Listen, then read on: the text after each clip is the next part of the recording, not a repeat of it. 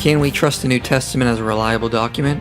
Many skeptics say no, and that it is based on dated copies and filled with errors. But what does the evidence say? Christians for centuries have pointed to the evidence that we can trust the New Testament is reliable to what it originally said. So what evidence can we offer? Well, when it comes to an ancient document, the more manuscripts we have, the better. That way there is more to cross-check for accuracy and identify changes that may have happened through the process known as textual criticism. So we would obviously want more to compare with so we can get back to the original.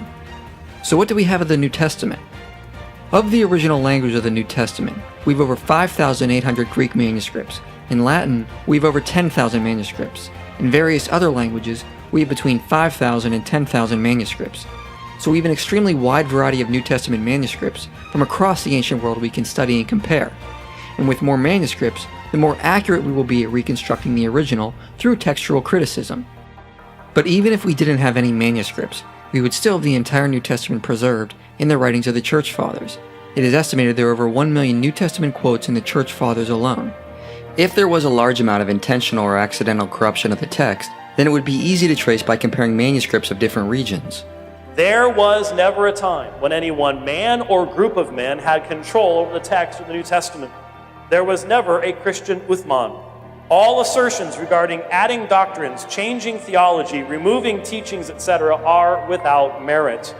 The Christian church was a persecuted minority without power to enforce a uniform textual transmission, as in Islam. This is far more than any other ancient document. The second most widely attested would be Homer's Iliad, with only 1,757 copies, and then Suetonius with around 200 copies. So if one is still skeptical of the New Testament after knowing of how widely attested it is, then they should be even more skeptical of other ancient works. As scholar Dan Wallace says, they have never thought about this other ancient literature and reflecting on what that would be like. If I'm going to be skeptical about the New Testament and I apply that skepticism to other ancient Greco-Roman literature, guess what? We immediately go back into the Dark Ages. We've eclipsed all knowledge in the last 500 years. But not only do we have a large amount of manuscripts, but we have very early complete manuscripts and even earlier fragments. The oldest complete New Testament is within 300 years of the original, the closest of any ancient document. But we have even earlier witnesses and fragments, like this one, P52, from between 90 AD to 125 AD, and others like these, from approximately 170 AD to 220 AD. We also have a larger fragment from around this time in P75, which has 102 survived pages from Luke and John. Comparing this to other ancient documents, the earliest copy of the Iliad is far off with 500 years from its original, and Suetonius is 800 years from its original.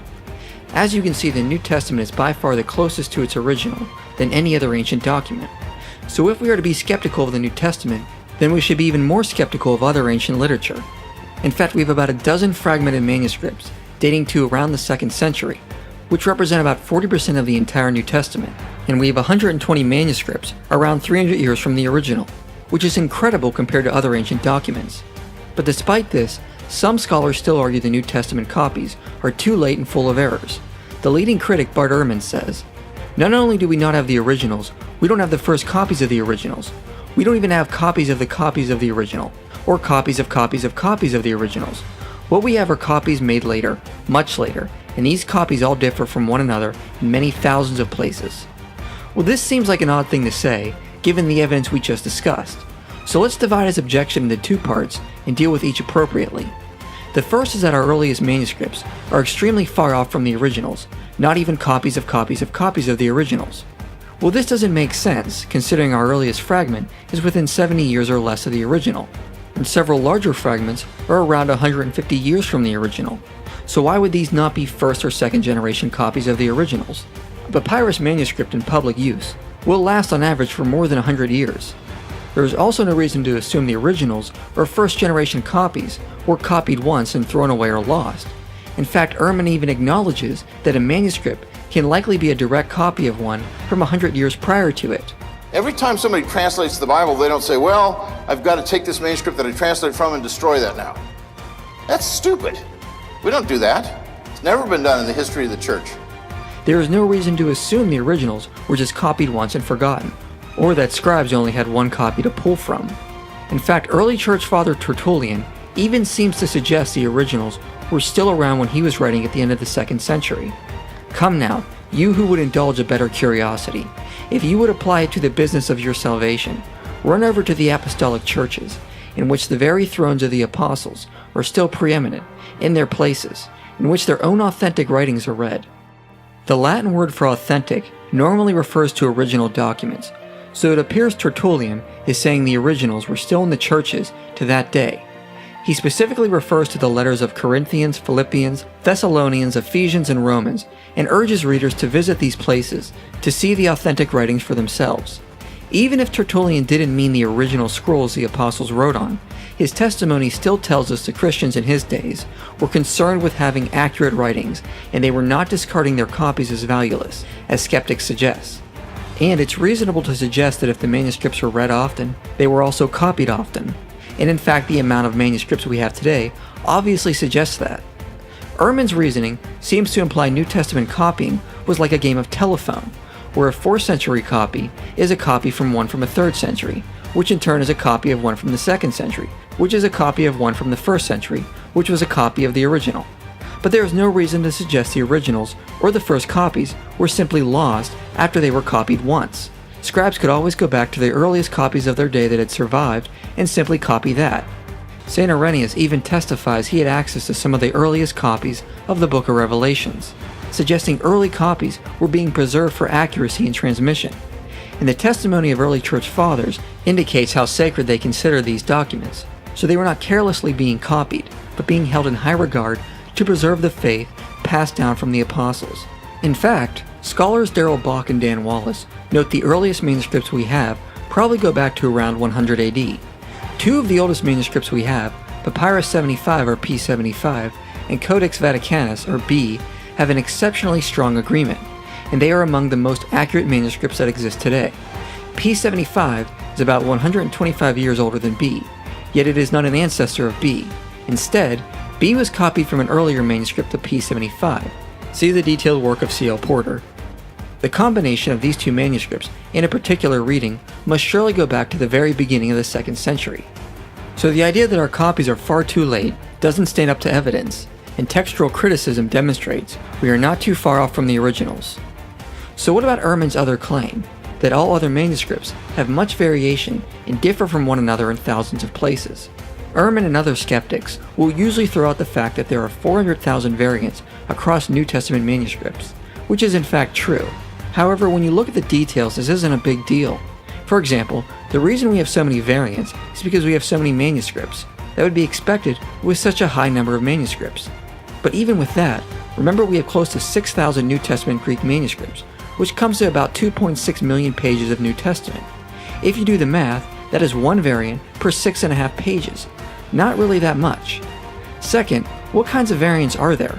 Well, 75% of them are simply spelling errors, which do not affect the meaning of the text.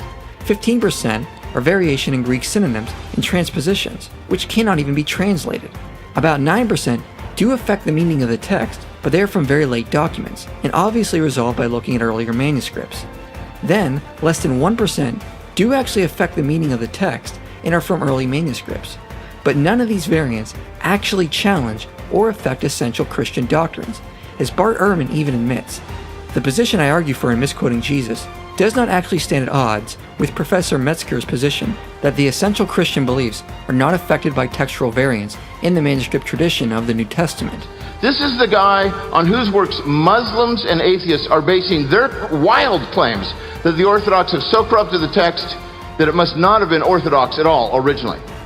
They don't know what they're talking about, but they're basing it on Dr. Ehrman's work. He does know what he's talking about. I happen to disagree with him about a number of things, but I don't disagree with him over this. In fact, in our 3 debates, at the end of each debate, I say, by the way, I think you agree with me, Bart, that essential Christian beliefs are not affected by textual variants. And I put this screen up. He's never disputed it. He said it. It's in print. He can't deny himself. There is absolutely no evidence to suggest Christian doctrines are affected by variants in the manuscripts, and there is next to zero evidence to suggest we cannot get back to the originals. In fact, given all the evidence, there are only 40 lines of the New Testament unresolved by textual criticism, giving it an accuracy of 99.5%. which by far is the best of any ancient document.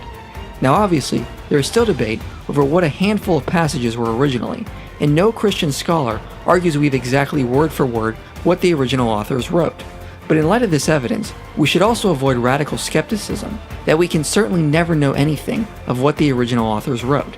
It simply doesn't stand up to evidence. The overwhelming amount of scriptural passages aren't even debated, and there is no textual evidence that threatens the origins of essential Christian doctrines. So is the New Testament reliable? The obvious answer is yes, and we have barely scratched the surface of evidence. The onus is on the skeptic. The New Testament sets the standard in providing clear evidence of its trustworthiness. If that is not enough, is it possible the skeptic has set a standard that is unreasonable? And if so, why?